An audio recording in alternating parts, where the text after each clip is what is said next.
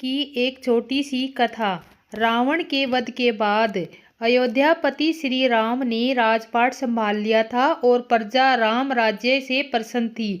एक दिन भगवान महादेव की इच्छा से श्री राम से मिलने की हुई। पार्वती जी को संग लेकर महादेव कैलाश पर्वत से अयोध्या नगरी के लिए चल पड़े। भगवान शिव और मां पार्वती को अयोध्या आया देखकर सीताराम जी ने बहुत खुश हुए। माता जानकी ने उनका उचित आदर सत्कार किया और समय भोजन बनाने के लिए रसोई में चली गई। भगवान शिव ने श्री राम से पूछा, हनुमान जी दिखाई नहीं पड़ रहे हैं। कहा, श्री राम बोले, वह बगीचे में होंगे। शिव जी ने श्री राम जी से बगीचे में जाने की अनुमति मांगी और पार्वती जी के साथ बगीचे में आ गए। बगीचे की खूबसूरती देखकर उनका मन मोहित हो गया। आम के एक घने वृक्ष के नीचे हनुमान जी दीन दुनिया से बेखबर गहरी नींद में सोए थे और एक लय में खराटे से श्री राम नाम की ध्वनि उठ रही थी।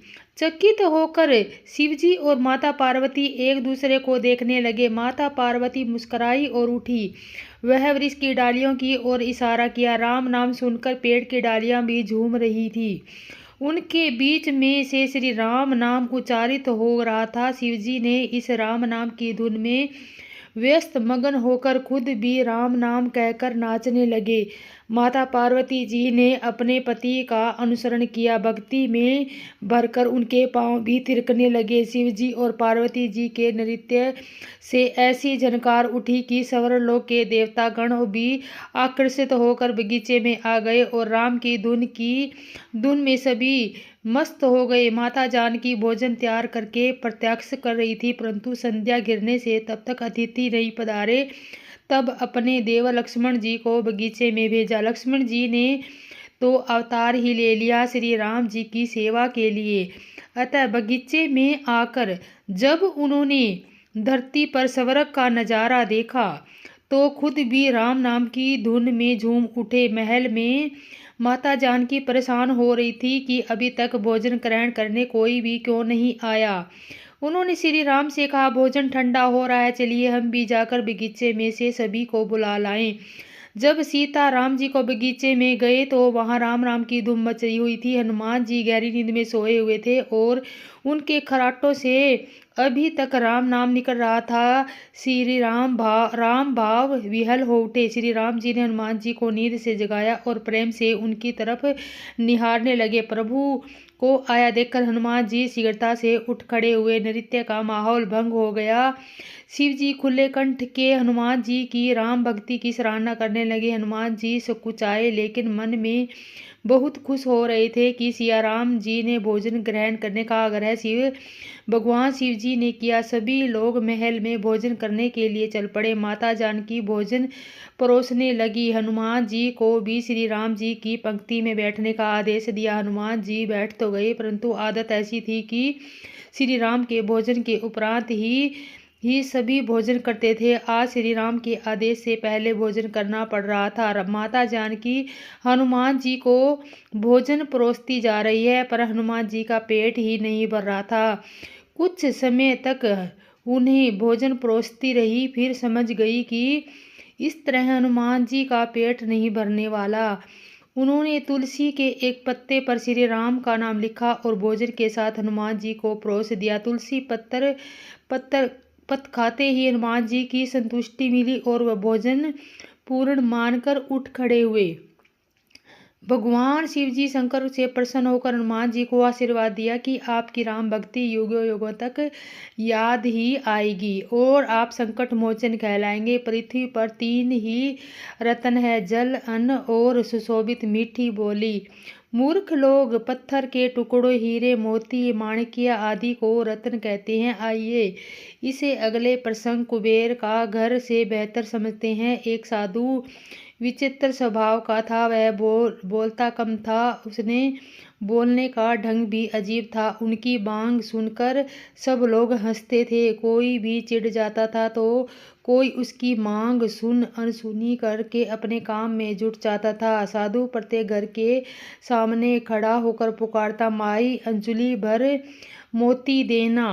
ईश्वर तुम्हारा कल्याण करेगा, भला करेगा। साधु की यह विचित्र मांग सुनकर स्त्रियां चकित हो उठी और वे कहती हैं कि बाबा, यहाँ तो पेट भरने के लाले पड़े हैं, तुम्हें इतने ढेर सारे मोती कहाँ से दे सकेंगे? किसी राजमहल में जाकर मोती मांगना। जाओ बाबा, जाओ, आगे बढ़ो। साधु को खाली हाथ गांव छोड़ता देखकर एक बुढ़िया को उस पर दया आ गई। बुढ़िया ने साधु को बुलाया। उसकी थैली पर एक नन्हा सा मोती रखकर वह बोली कि साधु महाराज, मेरे पास अंजलि भर मोती तो नहीं है, नाक की नथनी टूटी तो यह एक मोती मिला, मैंने इसे संभाल कर रखा था, यह मोती ले जाओ। मेरे पास एक मोती है, मेरे गांव से कोई खाली नहीं जाना चाहिए, इसलिए तुम्हें सौंप रही हूँ, कृपा करके इसे स्वीकार करें, हमारे गांव से खाली हाथ मत जाओ। बुढ़िया के हाथ का नन्हा सा मोती देखकर साधु हंसने लगा। उसने कहा, माताजी, यह छोटा मोती मैं अपनी फटी झोली में कैसे कहाँ रखूँ, इसे आप अपने ही पास रखना। ऐसा कहकर साधु उस गांव से बाहर निकल पड़ा। दूसरे गांव में जाकर साधु प्रत्येक घर के सामने खड़ा होकर पुकारने लगा, माता जी, प्याली भर मोती देना, ईश्वर तुम्हारा कल्याण करेगा। साधु की यह विचित्र मांग सुनकर वहां की स्त्रियां भी अचंभित हो उठी। वहां भी साधु को प्याली भर मोती नहीं मिले। अंत में निराश होकर वह वहां से भी खाली हाथ जाने लगा। उस गांव के एक छोर में किसान का ही एक घर था। वहां मोती मांगने की चाह में उसे घर के सामने ले आई। माता जी, प्याली भर मोती देना, ईश्वर तुम्हारा भला करेगा, साधु ने पुकार लगाई। किसान सहसा बाहर आया। उसने साधु के लिए ओसारे से चादर बिछाई और साधु से विनती की, साधु महाराज पधारिए, विराजमान होइए।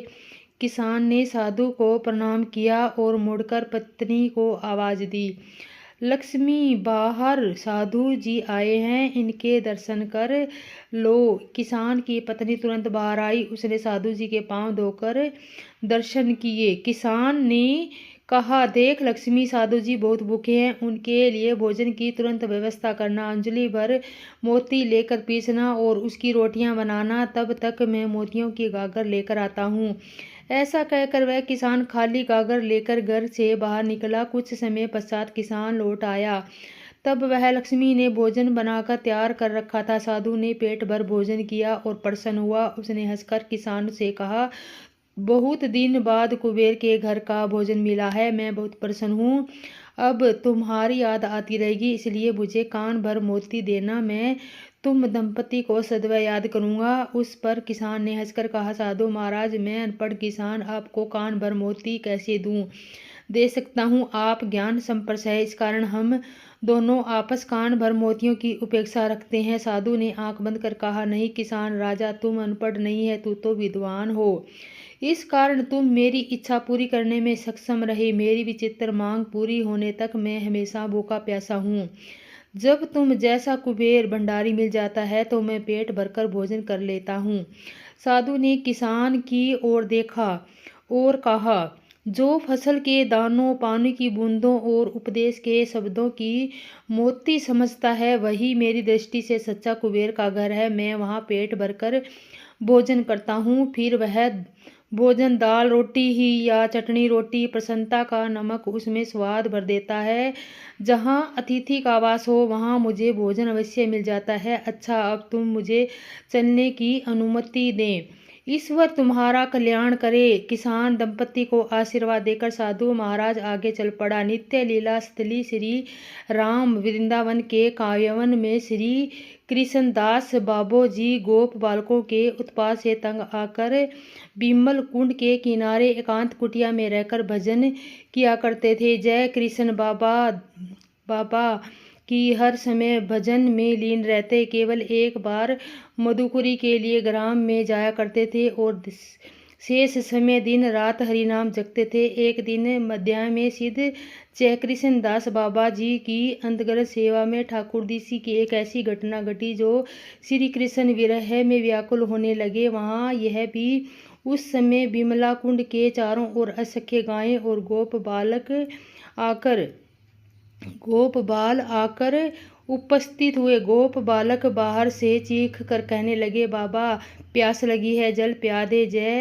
जय कृष्ण दास बाबा, पहले तो गोप बालकों के उत्पात से परेशान थे, इसलिए बाबा चुपचाप अपनी कुटिया में बैठे रहे। पर ठाकुर जी का कहा मानने वाले